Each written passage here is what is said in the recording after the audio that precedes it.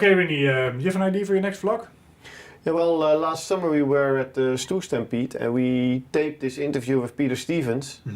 Didn't have time to make a complete vlog of it, so I was thinking maybe we use the interview and... Okay, this was an interesting interview, I can remember. Yeah, it was mainly about happiness Okay. and the impact on people productivity and how well companies are flourishing. And something about customers? Yeah, maybe we look at it first. Okay, we can have a look? Yeah. Hey, Peter, thanks for sitting with me today. Pleasure is mine. You're welcome. So I really challenge your training in radical management. So you're often confronted with C-level managers, and I'm really curious to how do you explain it to them? Well, it's real simple. In the 21st century, there are going to be two kinds of companies. The companies that delight their customers and those that do not. Those that delight their customers are going to prosper and thrive. And we got companies like Apple as kind of the ultimate example right now. Their stock price is just going through the roof.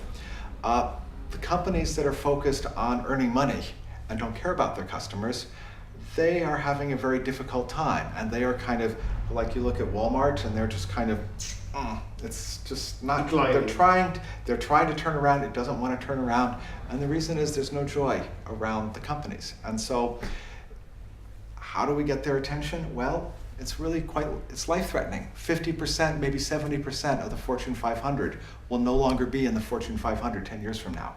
And so the question is for the executives, do you want to be in the half that are still there, or do you want to be in the half that are now enjoying their retirement in Florida?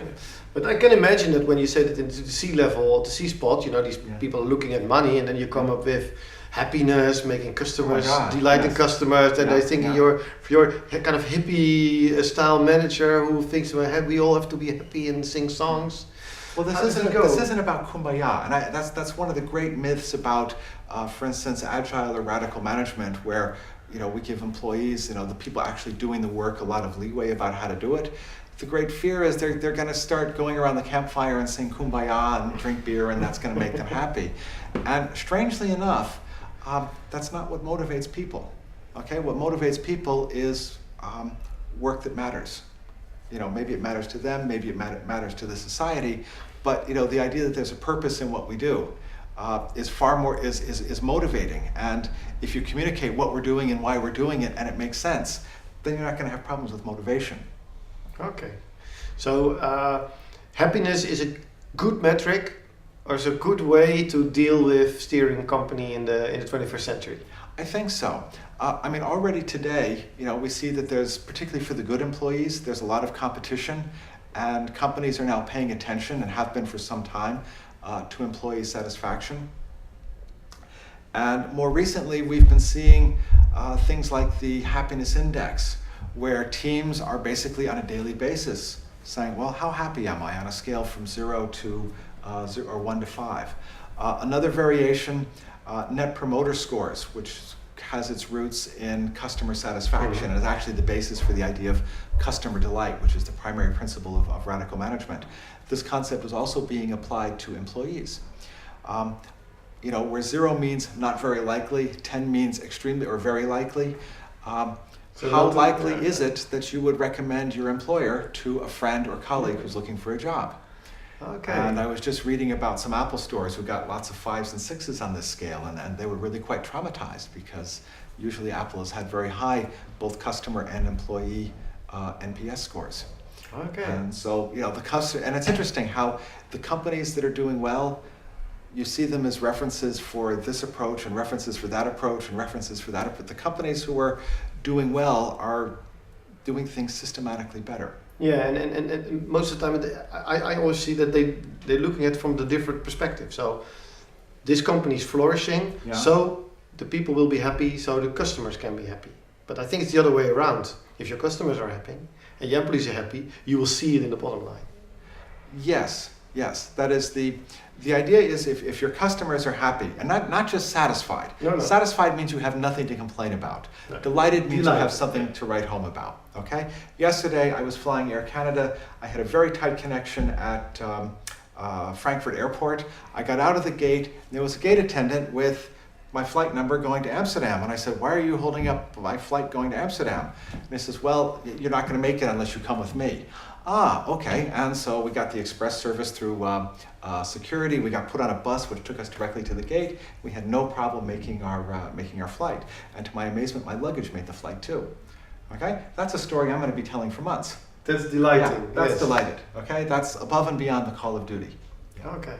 So and then Net Promoter Score normally used for the customers. You can also use it You for can also use it for your employees. Yes. employees. So do you actually see many companies that practice it in that way?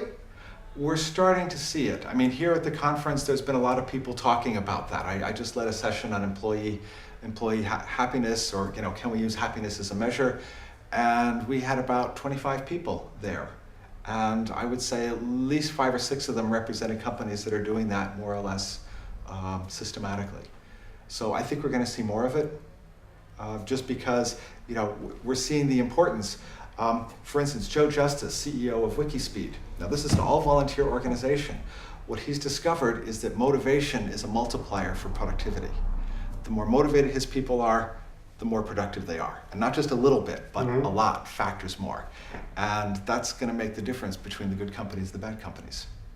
Those that succeed and those that don't. So what would be your single recommendation? What would be your takeaway for the CEO currently who watches this video? What's the main thing he should do? Okay, well the first thing is there's got to be one goal in the company. Okay, and you can't just say it and write it on the website. You got to really believe it and really live it. The most important thing is to delight the customer. Okay, if you're not delighting your customers, if you're getting your customers angry at you, sooner or later you're going to die. Bigger they are, harder they fall, longer it takes, but sooner or later it's going to happen, and I can cite examples. That produces, if you accept that this change has happened, it's not about making money, it's about getting delighted customers, then you've got to change everything else in the organization. Okay, the role of management changes, and your attitude towards your employees change. It becomes adult to adult conversations, and so the importance of paying attention to them grows even more. And then happiness. And that's where happiness comes in. Yeah. Okay. Yeah. Well, Peter, thanks for your time. Thanks for Pleasure was the mine. inspiration. Thank Thanks you. for the explanation. I will start writing about it.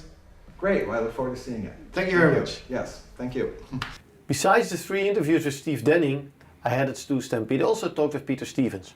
And both seem to have this kind of mantra: delight your customer, delight your customer. Well, it's more than a mantra, because we're entering the age of customer capitalism. The customers are really the boss of the company. They're connected through social networks and they can make and break a company.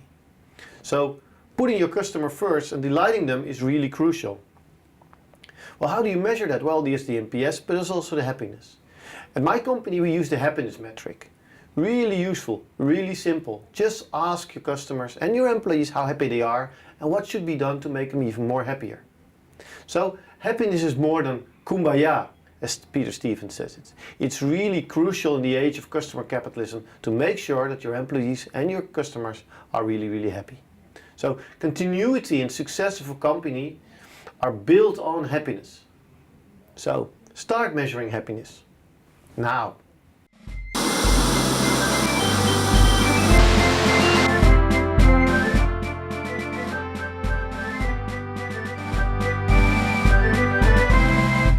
And Frans, have you tasted it? Yeah, Innie, it's a wrap. And what do you think about it? Well, this customer delightment, man, really reminded me of the weekend. Oh, why? Well, my mother-in-law came over for dinner.